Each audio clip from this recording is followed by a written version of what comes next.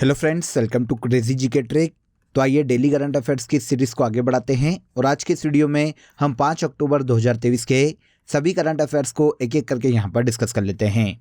Video में and तक बने रहिएगा। वीडियो पसंद आए तो वीडियो को लाइक और शेयर कर दीजिएगा। और अगर आपको इस टॉपिक की PDF को डाउनलोड करना है तो आप क्रेजी जीके ट्रिक के टेलीग्राम से या फिर क्रेजी जीके ट्रिक के एप्लीकेशन पर जाकर फ्री ऑफ कॉस्ट इसकी PDF को कलेक्ट कर सकते हैं।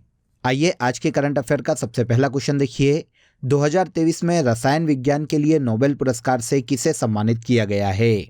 तो देखिए लगातार नोबेल पुरस्कारों की घोषणा की जा रही है फ्रेंड्स। इसमें देखिए हाल ही में 2023 के लिए केमिस्ट्री का जो नोबेल है वो संयुक्त रूप से 3 लोगों को दिया गया है, जो कि मुंजी जी बावेंडी, लुइस ई ब्रूस और एलेक्सी आई एकिमोव है। तो आंसर सी यहाँ पर सही हो जाएगा। मुंजी बावेंडी, लुइस ब्रूस और एलेक्सी एकिमोव को संयुक्त रूप से 2023 में केमिस्ट्री के नोबेल पुरस्कार से सम्मानित किया गया है। यहाँ पर आप देखिए तीनों की इमेज देख सकते हैं। क्वेश्चन ये भी आ सकता है कि केमिस्ट्री का जो नोबेल तीनों को दिया गया है वो कहाँ से बिलोंग करते हैं। तो ये तीनों ही देखिए USA के साइंटिस्ट है, जिन्हें 2023 में केमिस्ट्री के नोबेल से सम्मानित किया गया है। अब बात आती है कि तीनों को ये नोबेल पुरस्कार दिया क्यों गया। तो देखिए फ्रेंड्स, तीनों को क्वांटम डॉट्स की खोज के लिए और इस क्षेत्र में रिसर्च के लिए 2023 के केमिस्ट्री के नोबेल से सम्मानित किया गया है। इसके पहले देखिए 2023 का जो चिकित्सा का नोबेल है वो कैटालिन कॉरिको और ड्रू विस्मैन को दिया जा चुका है, और फिजिक्स का नोबेल 2023 में पीरे एगस्टिनी, फेरेंक क्रॉस और एनी एल हुलियर को संयुक्त रूप से दिया गया था। तो पहले चिकित्सा के नोबेल की घोषणा की गई, फिर भौतिकी का नोबेल दिया गया, और अब देखिए केमिस्ट्री का नोबेल हाल ही में 2023 में 3 वैज्ञानिकों को प्रदान किया गया है, जिसमें USA के 3 साइंटिस्ट मुंजी जी बावेंडी, लुइस ब्रूस और एलेक्सी आई एकिमोव शामिल है। देखिए दोस्तों, अगर आपको मंथली करंट अफेयर्स की डिटेल PDF लेना है तो आप रूट एप्लीकेशन या क्रेजी जीके ट्रिक एप्लीकेशन से डाउनलोड कर सकते हैं। साथ ही आप वीडियो के कमेंट बॉक्स में भी लिंक दिया हुआ है, जहां से क्लिक करके आप ले सकते हैं। इन मंथली करंट अफेयर्स PDF में देखिए पूरे मंथ के जो सबसे ज़्यादा एग्जाम रेलेवेंट क्वेश्चन होते हैं उन क्वेश्चन को यहाँ पर डिटेल के साथ प्रोवाइड किया गया है, जो एग्जाम के लास्ट टाइम रिवीजन में आपको बहुत हेल्प करता है। तो एक बार जरूर क्लिक करें। चलिए आगे बढ़ते हैं। इसके बाद सेकेंड क्वेश्चन देखिए। संप्रीति युद्धाभ्यास किन 2 देशों के मध्य में आयोजित किया जाता है? संप्रीति युद्धाभ्यास का आयोजन भारत और बांग्लादेश की सेना के मध्य में किया जाता है। देखिए अभी सुर्खियों में इसलिए है फ्रेंड्स, क्योंकि हाल ही में संप्रीति युद्धाभ्यास के 11वें संस्करण का आयोजन भारत के मेघालय के उमरोई में किया गया है। सबसे पहली बार भारत और बांग्लादेश की सेना के मध्य में संप्रीति युद्धाभ्यास की शुरुआत 2009 में की गई थी, और लास्ट ईयर 2022 में इसके 10वें संस्करण का आयोजन देखिए बांग्लादेश के जशोर सैन्य स्टेशन पर किया गया था, और अब 2023 में इसके 11वें संस्करण का आयोजन भारत के मेघालय के उमरोई में किया जा रहा है। इसके अलावा देखिए भारत और बांग्लादेश की सेना के मध्य में ही बोंगो सागर युद्धाभ्यास का आयोजन किया जाता है, जो कि एक नौसैनिक युद्धाभ्यास है। तो संप्रीति युद्धाभ्यास और बोंगो सागर युद्धाभ्यास दोनों ही भारत और बांग्लादेश की सेना के मध्य में आयोजित किए जाने वाले संयुक्त सैन्य अभ्यास है। इसके बाद आगे आ जाइए। विश्व अंतरिक्ष सप्ताह 2023 की थीम क्या है? देखिए पहला फैक्टर तो ये याद रखना पड़ेगा हमें कि विश्व अंतरिक्ष सप्ताह मनाया कब जाता है। तो हर साल देखिए वर्ल्ड स्पेस वीक के रूप में 4 से लेकर 10 अक्टूबर तक मनाया जाता है। 2023 में space and entrepreneurship World Space Week की थीम है। आंसर डी हो जाएगा। देखिए हर साल ये जो वीक है friends, World Space Week Association और यूनाइटेड नेशन के संयुक्त प्रयासों से बनाया जाता है। अब बात आती है कि इसका उद्देश्य क्या है।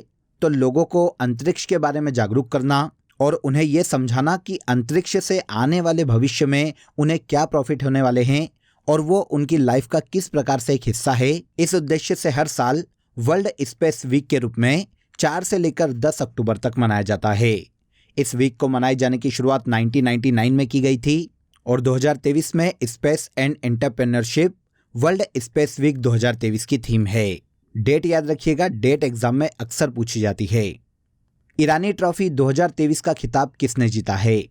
पहले यहाँ पर देखिए ये जान लीजिए कि ईरानी ट्रॉफी जो है वो क्रिकेट से संबंधित एक भारतीय प्रतियोगिता है। 2023 में ईरानी ट्रॉफी का खिताब शेष भारत ने सौराष्ट्र को फाइनल में हराकर जीता है। इस ईरानी ट्रॉफी में देखिए 2023 में शेष भारत के कैप्टन हनुमा विहारी थे और सौराष्ट्र की टीम के कैप्टन जयदेव उनादकट थे।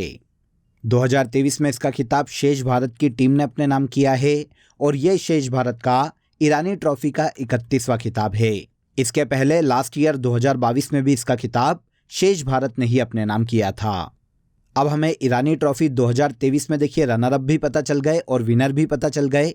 अब अगर हम ईरानी ट्रॉफी की बात करें तो जैसा कि शुरुआत में मैंने आपको बताया था कि ये भारत की एक घरेलू क्रिकेट प्रतियोगिता है जो कि देखिए रणजी ट्रॉफी के विनर और इसके अलावा शेष भारत के मध्य में खेली जाती है। शेष भारत के जो खिलाड़ी होते हैं, इस टीम के जो खिलाड़ी होते हैं वो BCCI के द्वारा चयनित किए जाते हैं। तो शेष भारत और रणजी ट्रॉफी के विनर के मध्य में ईरानी ट्रॉफी का आयोजन किया जाता है। सबसे पहली बार इस टूर्नामेंट का आयोजन 1959-60 में किया गया था और हर साल इसका आयोजन BCCI के द्वारा किया जाता है। 2023 में ईरानी ट्रॉफी का खिताब शेष भारत की टीम ने फाइनल में सौराष्ट्र की क्रिकेट टीम को हराकर जीता है। इसके बाद आइए, एशियाई खेलों में भाला फेंक में स्वर्ण पदक जीतने वाली भारत की पहली महिला खिलाड़ी कौन है? वेरी वेरी इंपॉर्टेंट, नोट कर लीजिएगा फ्रेंड्स।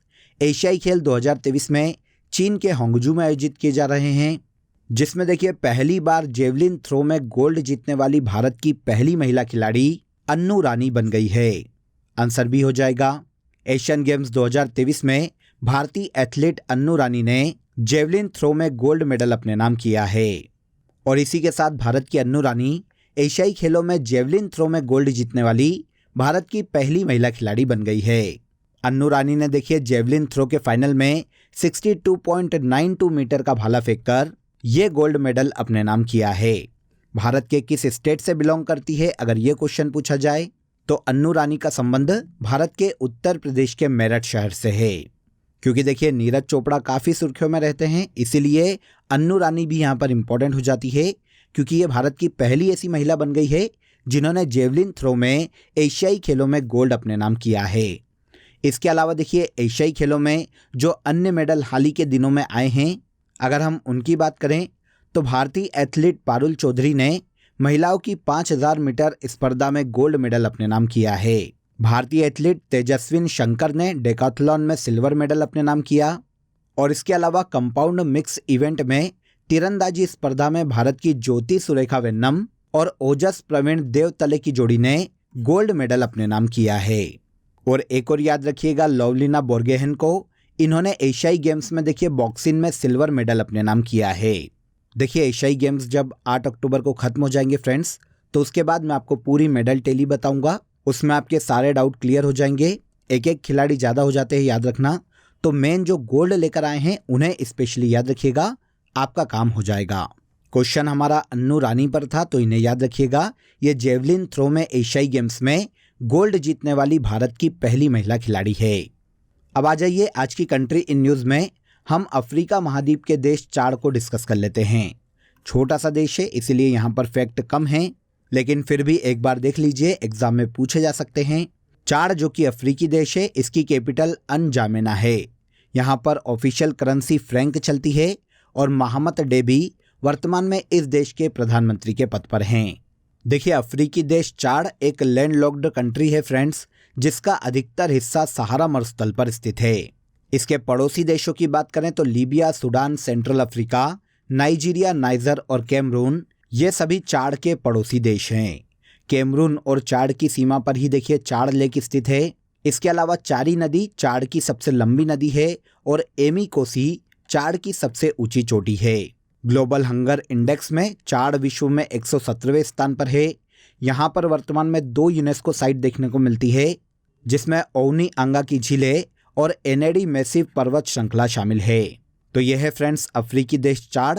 फैक्ट कम पूछे जाते हैं एग्जाम में, इसीलिए यहाँ पर हमें कम फैक्ट देखने को मिले हैं। आ जाइए नेक्स्ट क्वेश्चन देखते हैं। आईसीसी क्रिकेट वर्ल्ड कप 2023 का ग्लोबल एम्बेसडर किसे बनाया गया है? तो आईसीसी क्रिकेट वर्ल्ड कप 2023 में देखिए इंडिया में आयोजित किया जा रहा है, जिसका ग्लोबल एम्बेसडर भारतीय क्रिकेट खिलाड़ी सचिन तेंदुलकर को नियुक्त किया गया है। आंसर भी हो जाएगा।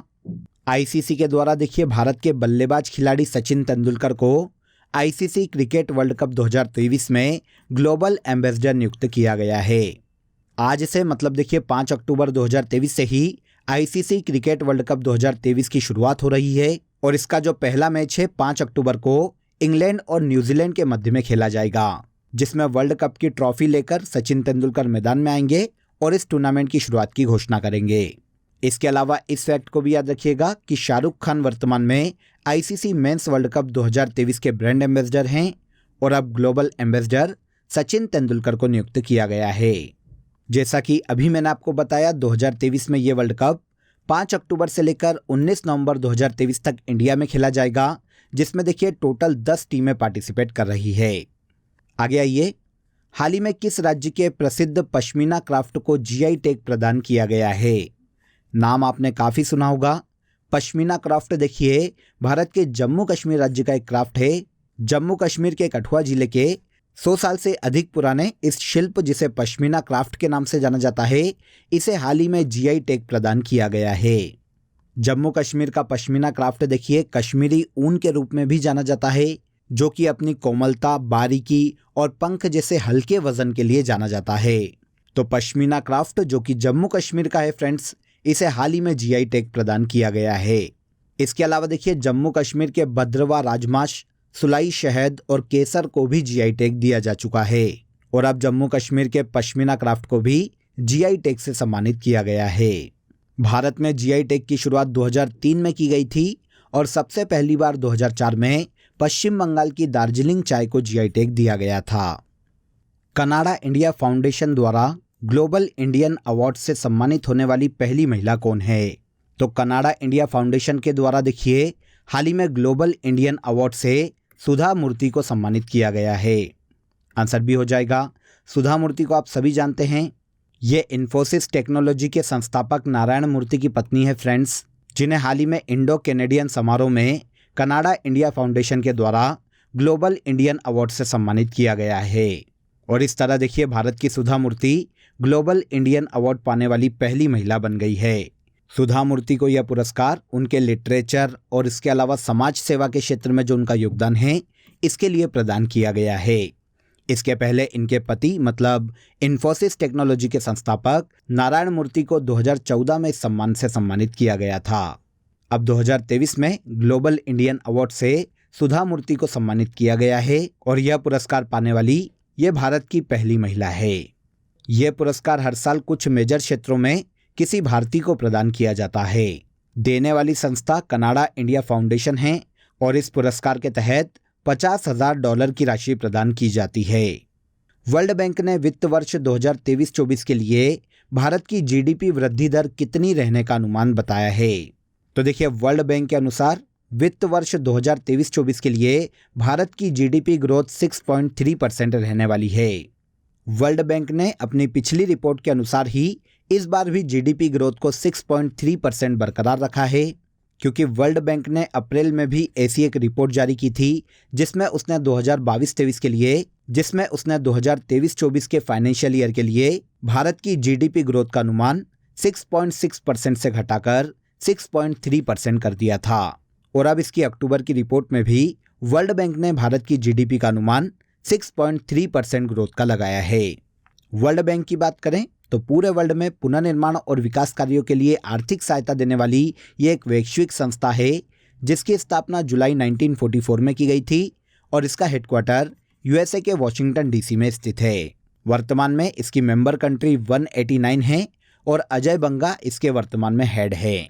ब्रेटन वुड्स सम्मेलन में 1944 में इस संस्था का गठन किया गया था, लेकिन ऑफिशियली वर्क इसने 1945 में शुरू किया था।